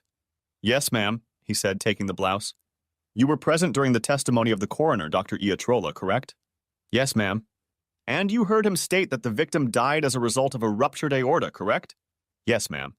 And you heard him say that arterial punctures make the blood flow fast and furious, correct? Yes, ma'am. Rebecca glanced at the blouse in Robinson's hands. What color is that blouse? White. Show me the blood on this blouse, she said, folding her arms and leaning back in the jury chair. The jury leaned forward and watched as Robinson pulled the blouse out of her bag and unfolded it. Here it is, ma'am, he said, pointing to a stain on the lower right front of the blouse. The judge clarified the location of the stain Robinson was pointing to. Then Rebecca continued. That's it, she said. She's accused of stabbing someone and puncturing their aorta, and you show me a blood stain the size of my thumb? That's all there is, ma'am. Perhaps Mrs. Bradford managed to get out of the way before the blood began to flow. Your Honor, Rebecca said, turning to face the judge. Witness, please refrain from making comments like that. Is that understood? Robinson nodded. And the jury will disregard that statement. Okay, detective, let me ask you, how many murders have you investigated in your career? 34, he answered. And how many cases of any kind, homicides, automobile accidents, suicides, and so on, have involved arterial punctures? Robinson thought for a moment. A couple dozen, I suppose. In all your experience with arterial punctures, have you seen anything to indicate that someone might just jump out from under a stream of arterial blood? No, ma'am. Rebecca nodded. And those were the only bloody clothes you found in the Bradford house? No bloody shoes? Or did she manage to fly 15 feet above the floor to escape? No, he agreed. That was it. What about the car? If she was leaving the scene of such a messy murder, surely you must have found bloodstains in the car, right? No, ma'am, there was no blood in the car either. At this, Judge Feldman adjourned until the next morning. We've got a serious problem here, Robinson remarked to Knight as they walked down the hallway to Knight's office. The hell do you think? Replied Knight. She filed a notice of intent to use self-defense. And then, right off the bat, the grieving damn widow takes the stand and does everything for them. How the hell could you let that happen? Robinson's lips pressed together, and he struggled to contain his rising anger. You knew from the beginning that she had that defense. You saw the bloody videotapes that sick bastard kept. You thought his wife didn't know anything about him? Knight stopped and turned to Robinson. Not a word, he hissed. You hear me? Not a word about any damn videotapes. They'll come out and we'll be finished. Well, maybe we should be screwed, Robinson said. I'm not the one withholding evidence, you are. I handed it all over to you, and what you did with it is none of my damn business. What if they ask me about them? Do you expect me to lie? They don't know anything about any videotapes, Knight said. Seeing that Robinson was clearly uncomfortable with this confirmation of the cover-up of evidence, he continued. I'll say it again. If these videos come out, we're both going to be totally screwed. But what if there's something to this? Maybe that sick bastard really tried to do it. She wasn't in any of the videos, so we know that if she was there, it was only the first time. Maybe she confronted him and he didn't like it. Jesus, you've seen the crime scene photos. Someone almost blew her head off. You don't think Lyons is going to come at me with this tomorrow? Knight nodded. I know she'll come after you for it. But still, how do we know it wasn't hubby? Notice he's not on the witness list. That's why he's sitting in the courtroom. He can't offer an alibi, so they didn't even bother to put him on the list. Yeah, Robinson said, but I don't think so. I also don't like hubby being so close to Lyons. Knight's eyes narrowed. What do you mean? You can see her body language? Knight nodded. She has some kind of phobia about being touched. Yes, Robinson said. That's the first thing I noticed about her the morning after her arrest. But guess who she's not afraid to touch? Knight waited for an answer. That's right, Robinson continued. She doesn't wind up around her hubby. You think he's been doing it with her? Robinson shook his head. No. I looked it up. Looks like they were dating when she was in law school. Engaged and were going to get married. What happened? She was abused, that's what happened. She went crazy and was never the same. After a few months, they got hooked up. A wave of anger swept across Knight's face. And this is the first time I'm hearing about this? What the hell is wrong with you? And what would you do about it? If you knew, what the hell difference would it make? It would be a pleasure, that's all. Well, Robinson said, at least now you know why she's fighting for Jennifer Bradford. She sympathizes with the victim. But there's no evidence that it really happened, Knight insisted. Robinson laughed.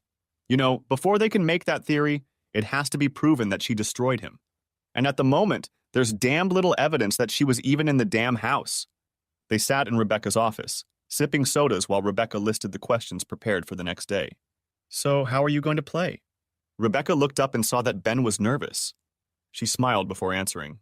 Well, she said, so far we're doing pretty well. Your little session with Deborah Broussard has more than paid off. How did you manage to get her to play along with you? Ben grinned. It wasn't hard. I just showed her some videotapes and she laid out the whole story, just like she did in court. So you think she was telling the truth? I mean, did she lie to us or to the cops? Ben shrugged. Not a clue. But once she saw sweet Alain for who he really was, and I don't think she was too surprised, she just smirked and told me not to worry. She wouldn't be a problem. Said she was sick of playing the part of the grieving widow for poor daddy, and this would finally get rid of him. Whatever that means. Rebecca smiled. Well, she did a damn good job planting the seeds. And the rest of us. She leaned back in her chair and folded her hands behind her head. Well, let's just say we already have reasonable doubt that Jennifer was even there. And tomorrow? Tomorrow, my dear, we'll blow this case wide open, Jennifer assured him. Ben nibbled a fingernail. Are you sure we're doing it right this time? Jennifer nodded. Oh yeah, I think we got them all. After the fireworks display the day before, the courtroom was packed to capacity. Spectators squeezed into chairs, and about 24 more lined the walls. So, Detective, Rebecca began, you testified that you were first on the scene? That's correct. Before the plainclothes officers? Yes. I was only a few blocks away from the scene of the burglary case when the call came in. I left some officers there and headed straight there. I was there a few minutes after the call came in. And Mr. Broussard was lying face down on the floor in a pool of blood? Robinson nodded. Quite correct. Subsequently, you turned him over? Robinson hesitated, realizing where this was going. Yes. Did you notice anything unusual? Yes, Robinson said, trying to brush it off. There was a knife sticking out of his ribs and the front of his body was covered in blood. Rebecca smiled. Anything else out of the ordinary? Robinson sighed. He knew that further evasions would only hurt the state's case. Yes, he said. Mister. Robinson's pants were unbuttoned and his penis was exposed. Rebecca nodded thoughtfully, waiting for the growing murmurs in the courtroom to subside. And you heard the coroner's testimony that, in addition to the stab wound, Mr. Broussard had several other injuries, correct? Yes. And those injuries were a scratch on his neck and a scratch on his penis, correct? Yes. How many mistreatment cases have you handled during your tenure as an officer? Objection, Knight said. Goes beyond direct speech. Overruled, Judge Feldman said, without waiting for Rebecca's response. A couple hundred. In how many of those did the witness fight back? 50, maybe 75, Robinson said. What kind of wounds did the assailants usually have in those cases where the victim struggled with the assailant? Robinson glanced at Knight, who only lowered his head. Scratch marks. Where are the scratch marks, Detective? On the face, neck, chest, back, Robinson replied. Pretty much everywhere there was exposed skin. Rebecca turned her head and her eyes met Robinson's. And Mr. Broussard, when you found him, only had his face, neck, and penis exposed, right? Robinson, breaking the first rule of testimony, answer too much, mumbled his answer. What, Detective? Ladies and gentlemen of the jury didn't hear your answer. I said, yes, those were the only exposed areas not covered by clothing, he said, looking back at her. And you heard Miss Broussard's testimony, correct? Yes, he said. You heard the part where he appears to have forced himself on the young woman? Yes. Did anything in the course of your investigation give you reason to believe that Mr. Broussard behaved in that manner? Robinson hesitated, turning to Knight again for advice. Knight merely stared back at him, saying nothing. Take your time, Detective, Rebecca said. We all know this is a long investigation. He wrinkled at the contempt in her voice. Well, we've heard some rustlings, he finally offered. Rumors? That's it? Are you sure there wasn't something more? She asked. Evidence of a more definite kind? Robinson was sweating, afraid to answer and afraid of getting caught. Knight's face tensed, and he watched Rebecca's every move. What do you mean by definitive? Asked Robinson. Detective, I think you know what I mean by the word final. She turned and walked over to the counselor's desk, reached into her briefcase and pulled out a stack of DVDs. Robinson saw Jennifer Bradford's body and face tense up at the sight of those discs, and her eyes widened. It was the first emotion, other than sadness, she had shown since they had begun jury selection. When Rebecca turned and held out the DVDs for all to see, Robinson was sure that his look of utter horror made Jennifer Bradford's apprehension look like giddy joy. "Objection, Your Honor," Knight progressed, jumping up from his seat. "Mr. Knight," said Judge Feldman, leaning forward and looking intently at the prosecutor. "There are no questions or offers of proof." "But there will be," Knight insisted, "and I want it interrupted right now." Robinson sat silent, unable to move, watching Knight panic. Rebecca, on the other hand, only smiled as she continued to hold the DVDs aloft. The murmurings in the courtroom grew, and the bailiff's attempts to quiet them proved futile. Judge Feldman stood up. "The court will recess," he said. "Counselors, follow me." Feldman walked through the door to his chambers and was already seated when two attorneys entered. He smiled at them. "So, Bob, care to tell me what made your briefs wince?" "Your Honor," Rebecca interrupted, "I'm sorry, but I have to object. If we're going to discuss this, I really should ask that a court reporter be present." Feldman looked at her. She was calm as a cucumber and had obviously thought this through beforehand. He had to admit he liked her performance. For someone with no experience defending a murder case, she hadn't missed a step yet. What's more, she was making Bob Knight look like a complete fool. "Good point, Miss Lyons," Feldman said. "Jim," he turned to the bailiff standing outside the door, "ask Francine to come back here for this little introduction." They waited for the court reporter, who appeared a few minutes later with his stenotype typewriter. "For the record," Feldman began, "we are in the courtroom for the People v. Bradford case. Both attorneys are present as well as myself." Turning to Knight, he said, "When we stopped here, Mr. Knight, you objected to what looked like a stack of DVDs. Could you now explain the basis of your objection, however untimely it may seem at the moment?" Knight picked up the words before he began. "The evidence I fear is about to be presented is extremely prejudicial and will only inflame the jury." "And what do you think that evidence is, Mr. Knight?" Knight grimaced at this question, but nothing came off his lips.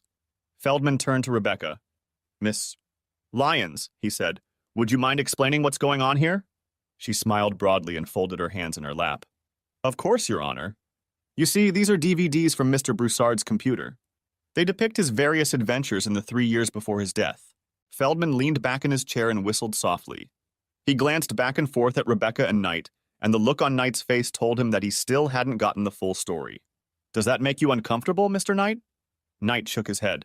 Feldman turned to Rebecca again. "Okay, Miss Lyons, assuming everything you've said is true, what is the probative value of these videotapes?" "Well, Your Honor," she said, leaning forward and whispering conspiratorially, "the vast majority of the videotapes clearly depict scenes that were coercive in nature." Feldman raised his eyebrows and looked at Knight. Knight, however, was still keeping a low profile. "Do you disagree with the way Miss Lyons characterized those videotapes, Mr. Knight?" "No, Your Honor." Feldman nodded. Turning to Rebecca, he continued, "Is there anything else, or are you going to make me pull everything out of you bit by bit?" Before she could speak, Rebecca threw Knight a scornful glance. "Just this, Your Honor," she said, turning around to look at the judge with fire dancing in her eyes. "Mr. Knight had those videotapes, but he never bothered to turn them over." From the way Knight's whole body tensed, Judge Feldman realized it was true. "You're kidding, right, Bob?" he said to Knight. "You're prosecuting a slaying case where we know they're going to lump self-defense as an excuse, and you haven't bothered to turn over the videotapes that show the victim. I use that term with caution now."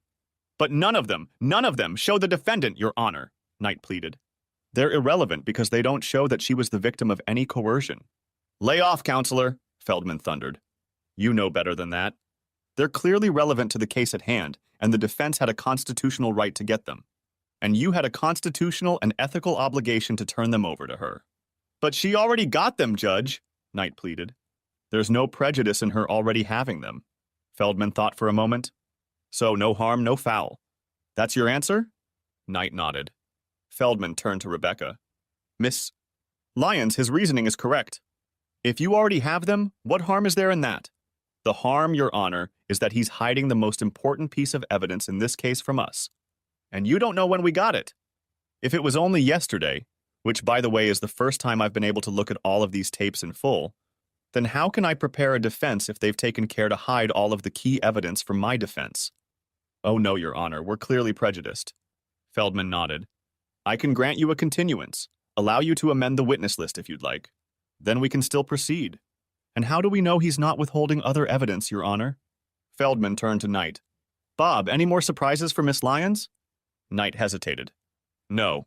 Feldman leaned across the table and stared at the prosecutor. "This is your last chance to confess," he said. "If I find one more piece of improperly withheld evidence, the case will be mishandled." Knight was silent for a moment. "We're waiting," Feldman said.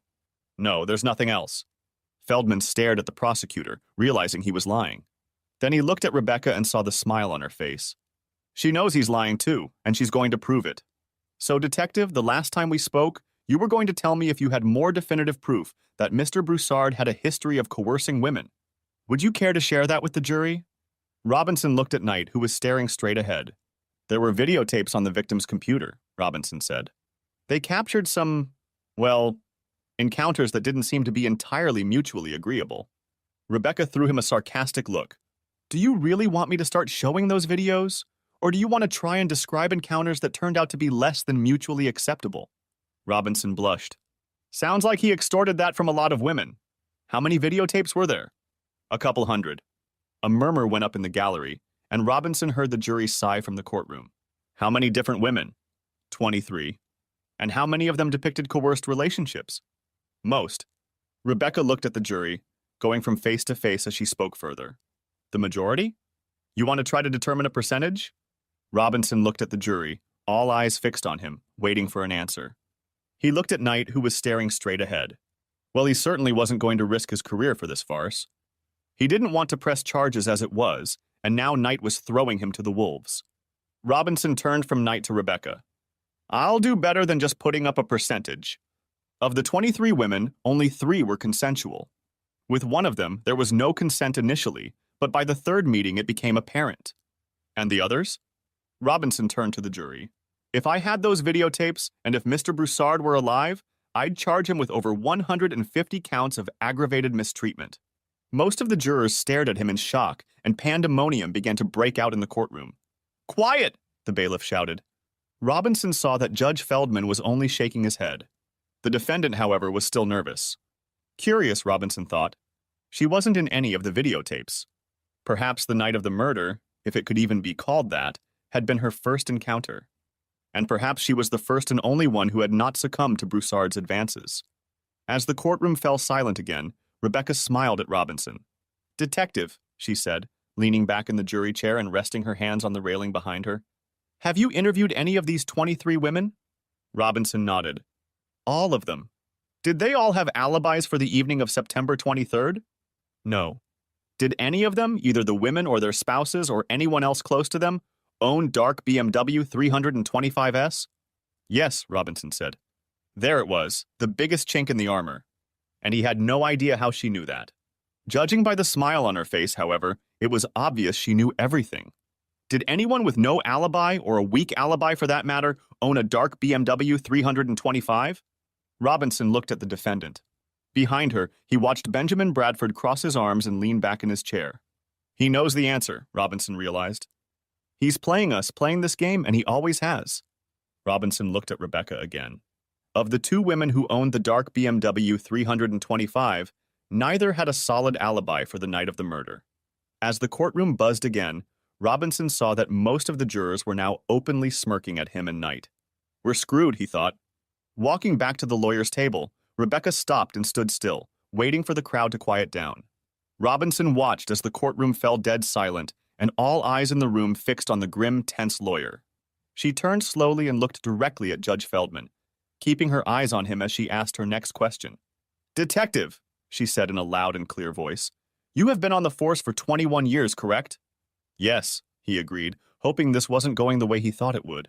Still, he'd testified thousands of times, and when he heard it, he knew it was impeachment. And in that time, you've had extensive training in cataloging the process of your investigation, correct? Yes, Robinson muttered, seeing Knight lower his head to the lawyer's desk and rest his face in his hands. Glancing back at Rebecca, he noticed that she was still looking directly at Judge Feldman, and a smile began to curve her lips as her voice grew louder. And part of that process is preparing and filing police reports on every conversation you have during the investigation, correct? Robinson hesitated. They were dead on. Right? Repeated Rebecca. Correct, he agreed.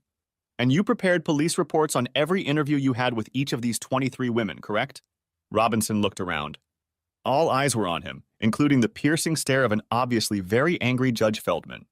Correct, Robinson said. Then can you explain why none of these police reports were turned over to the defense and were not listed in any of the documents provided to the defense? Robinson's answer was drowned out by a new murmur in the courtroom, and Robinson hung his head. Counselor, Judge Feldman barked. Cameras now. So what happened in chambers? Asked Ben, swinging his feet up on the coffee table and holding a wine glass in his hand. It'll be over first thing tomorrow. That's what happened, Rebecca replied. Feldman has lost his mind and is going to spend all evening researching and drafting a plea of nullity. He doesn't want to make a mistake and risk it coming back to bite him in the ass. He's going to make sure Knight gets destroyed over this. Ben laughed. Arrogant prick, he said. And rightly so. Rebecca smiled. Penny for your thoughts, Ben said, sipping his wine and looking at her curled up in the chair across from him. I'm still worried about how things will turn out tomorrow, she said. You know, after the trial is over. Will everything be as we plan? Won't there be another unexpected turn of events that we'll have to deal with? Ben smiled. Don't worry, he said. It's going to work out just fine. Now come over here and kiss me. She did, and each time they touched, it became easier and easier. Gone was the hesitation, the fear of contact. Though still tentative at first, she soon relaxed as their tongues explored each other's mouths, and his hands gently touched her tense nipples. My God, she thought. It had been 9 years since that awful night. What if she had been more patient the first time and not kicked him out? Would they have been able to stay together and have children of their own? Still, she had a second chance. They had a second chance. And she vowed not to screw it up this time.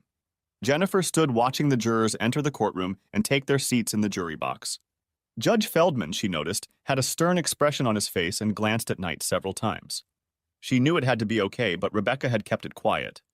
Rebecca had informed her yesterday before Jennifer was returned to the cell where she had been living for the past 5.5 months. Jennifer spent the night in the cell praying that the motion to vacate her sentence would be granted, that this long ordeal would finally be over, and most importantly, that she would once again be able to hug and cuddle her beautiful little girls that she hadn't seen all this time. She and Ben had agreed from the beginning that she didn't want the girls to see her in this condition, and Ben had promised that he would tell them that she was out of town for a long time on business, but would be back soon. In the meantime, both Ben and Rebecca had shared pictures of the girls, but the pain in her heart only grew stronger each day. Ladies and gentlemen, Judge Feldman pronounced, quieting the murmurings in the courtroom. In light of yesterday's testimony, defense counsel has filed a motion to dismiss in chambers. The court has heard arguments from both the defense and the prosecution, both for and against defense counsel's motion. Before the court rules on this motion, it wishes to make the following findings. Feldman flipped through the papers lying before him, read one page, then began to speak, looking around the courtroom as the case progressed. First, the defense has given notice from the outset of this case of its intention to raise the affirmative defense of acquittal of the murder charge. That acquittal is based on self-defense in the assault. Second, Feldman continued, looking into his notes, under the Due Process Clause of the Fifth Amendment to the U.S. Constitution, the prosecution has a duty to timely turn over to the defense all evidence in the prosecution's possession that either is or could reasonably be construed as exculpatory of the defendant's guilt. Third, Feldman continued, his voice rising as he set his notes aside, the prosecution in this case intentionally and with flagrant disregard for the Constitution and the defendant's rights withheld key evidence from the defense. This intentionally withheld evidence included videotapes showing the victim's long history of possible mistreatment, as well as police reports of interviews with numerous other individuals who had motive and possible means to commit the crime charged. Worse, the prosecution deliberately employed a pattern of conduct designed to make the defense completely unaware of the existence of all of these individuals. Fourth, the court has grave doubts that any of the evidence presented so far, yes, the prosecution has not yet completed its case in chief, but I don't see it improving, that any of the evidence presented so far points solely to the defendant as the perpetrator of this crime. On the contrary, we now have at least 2 other possible suspects whose identities were not revealed to the defense until Detective Robinson testified at trial yesterday. In fact, and I want to make this clear, were it not for Detective Robinson's truthful testimony under not the best of circumstances, none of this would have ever come to light. For that, Detective Robinson is to be commended. Judge Feldman nodded to Detective Robinson, who sat next to Knight at the prosecution table. Jennifer then watched as Judge Feldman's gaze shifted to her. Without thinking about it, she felt her chest tighten and she held her breath. In all my years on the bench, he said, his gaze unwavering and his facial features softening. I have never witnessed such gross misconduct on the part of the prosecutor. Any evidence presented to show that the defendant was the perpetrator of Mr. Broussard's death, and it is quite uncertain whether she was in fact the perpetrator of that death, but any such evidence indicates that the defense she has put forward is valid. Feldman's face hardened as he turned to Knight.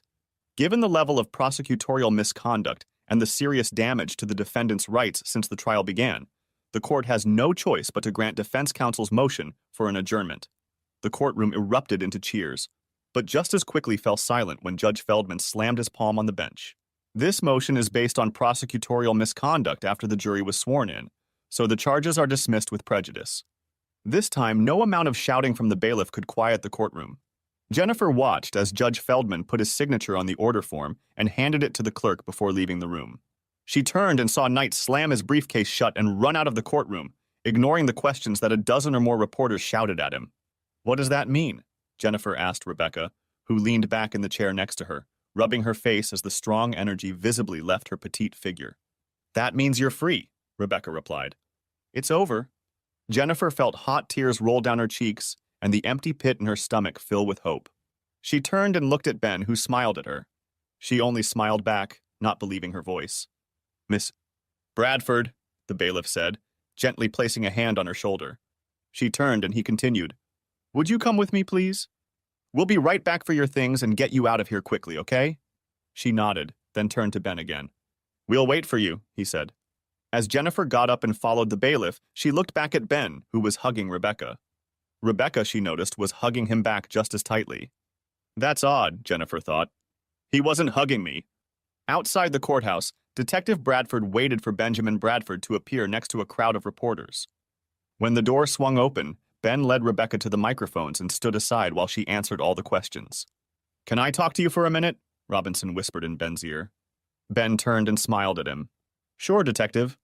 They stealthily approached a deserted spot 50 feet from the house. "You knew all along, didn't you?" Robinson said without preamble. Ben's smile grew even wider. "Knew what, Detective?" "The videotapes and the police reports." "You've had them all along, haven't you?" Ben only smiled back. "You played a trick on us," Robinson insisted, trying to get an answer. "You and she knew this was going to happen and played us." A cloud of anger flashed across Ben's face, then the smile returned. "Detective," he said, "assuming what you say is true, how could anyone have known that Knight would withhold all this evidence? That he would play into our hands?" Robinson shook his head. "But it didn't matter if you had all that evidence, did it?" "No, it only expedited your case and helped bring Knight down. In any case, even if it had all been obtained, you had us." "Then why press charges at all, Detective?"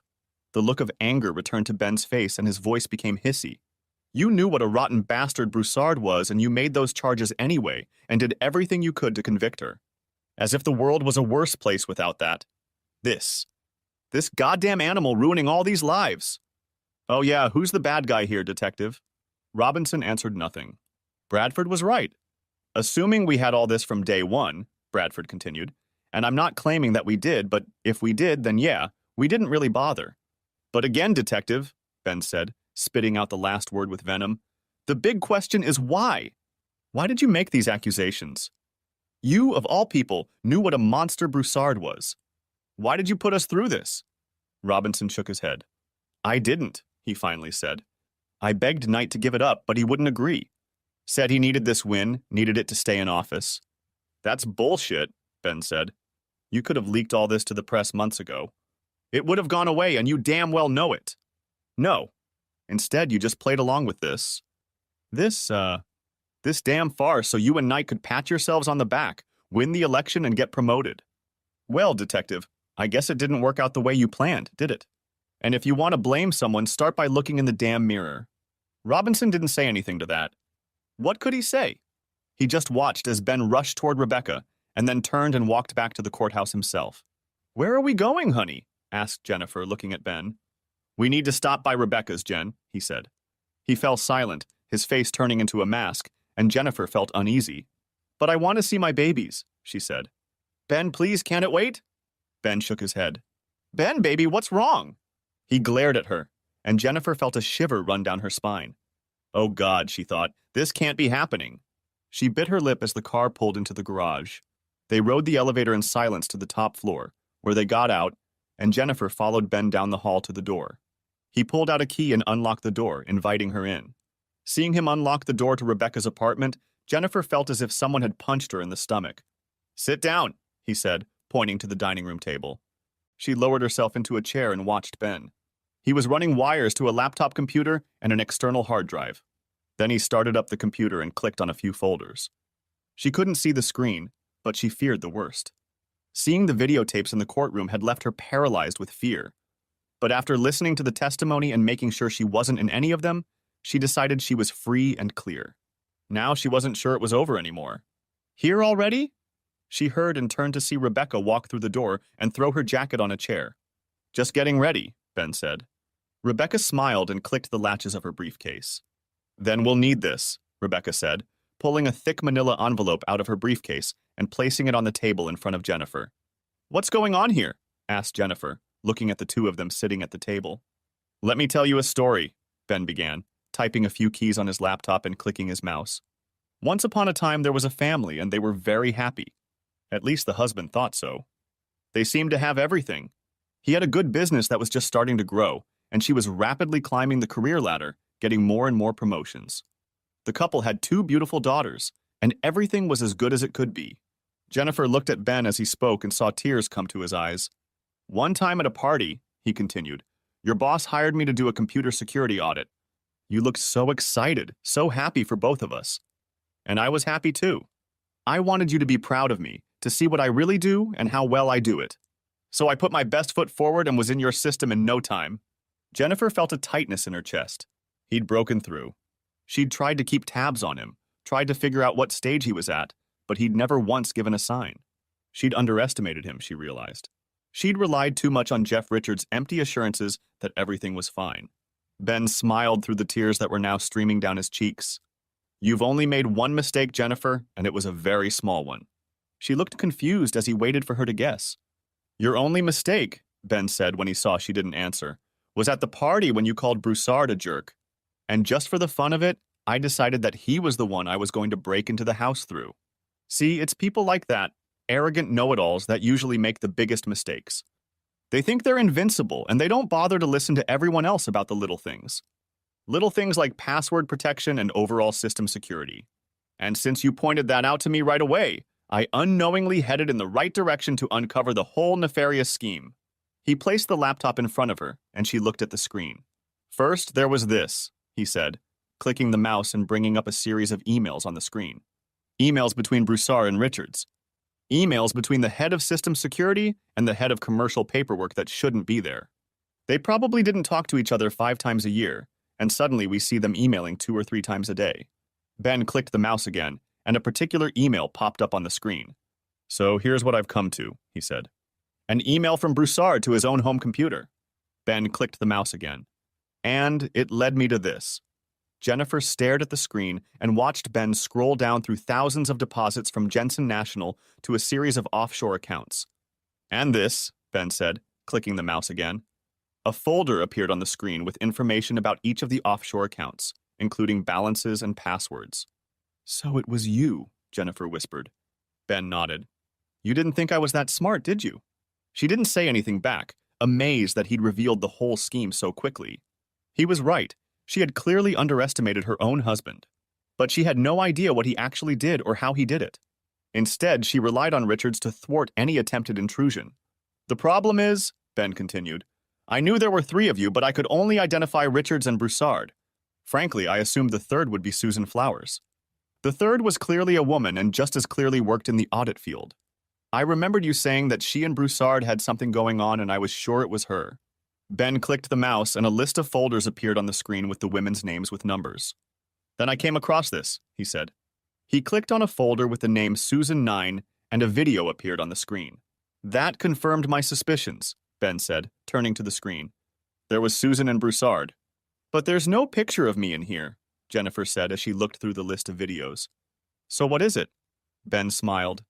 "No, Jennifer, there's none of you here." He scrolled the screen with his mouse, running up and down through hundreds of video files. "This is what the police have had from day one." "Then you know I'm innocent," Jennifer pleaded. "Please, Ben, I don't understand what's going on." Ben's sad expression disappeared, and she saw the pain and anger distort his features. Jennifer, he said in a hoarse voice, this is what the police had because I took them out. He clicked the mouse and 6 video files appeared on the screen. They were labeled Jennifer 1 through 5, and the last one was labeled Destruction. Jennifer flinched at the sight of the last one. Ben scrolled the arrow down to Jennifer's 5th and double-clicked. This is the video that changed my life, he said. She looked at the screen. There she was in front of Broussard, detailing a scheme to make millions, to seduce Jeff Richards so that her dreams of wealth would finally come true. You did it all for the money, didn't you? He asked. She nodded, looking at the screen. Whatever it took, all you wanted was money. To hell with me! To hell with our marriage! His voice cracked as she turned to him. To hell with our little girls, right? At those words, she sighed. No, Ben, I only did it because of them. So they'd never need anything. So they wouldn't go to school in second-hand clothes like I did, with cheap haircuts and not enough money for a prom dress. And they'd never have to worry about living in a trailer home. She felt tears streaming down her face. No, you're wrong, she said. They were the reason I did it. And every time I did something I didn't want to do, I thought of them and how they would never have to grow up the way I did. To be ashamed of themselves and their family.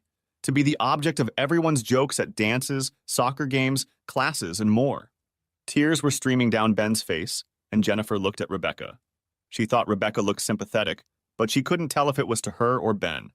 You've slept with others, haven't you? Accused Ben. She nodded her head. That's how you got promoted so quickly, isn't it?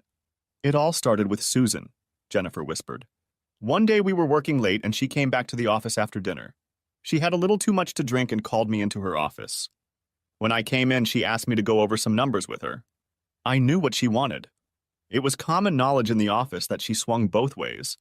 So you've become her plaything, Ben said, his voice becoming steady. Jennifer nodded. About 2 years ago. She saw the look of disgust reflected on Ben's face. But Ben, don't you realize I was promoted shortly after that? The youngest junior vice president in the division. Who else? Jennifer bit her lip. She introduced me to Alan, Jennifer said. Ben double-clicked on Jennifer 1, and a video appeared on the screen. He scrolled the video forward to the middle. So that explains it, doesn't it? Said Ben. What can he do for you, Jennifer? She remained silent. You needed him to steal the money, didn't you? Accused Ben. You knew all along where it would lead, and you needed someone with access to overseas transfers to do it, didn't you? She nodded, and he continued.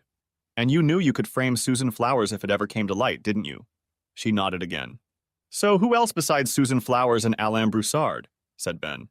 Judging from your conversation in the first video, you probably had fun with Jeff Richards as well, didn't you? Jennifer bit her lip. He couldn't prove it, she thought. Their meetings were limited to Richards' office, car, or apartment. When she said nothing, Ben clicked the mouse again. This time Jennifer recognized his home email account. My dear Jen, the email read, I'm so sorry about yesterday. You were right. I've never done this before, and I was too excited to go as slowly as you asked me to. I hope you're okay, and I hope it doesn't affect our relationship.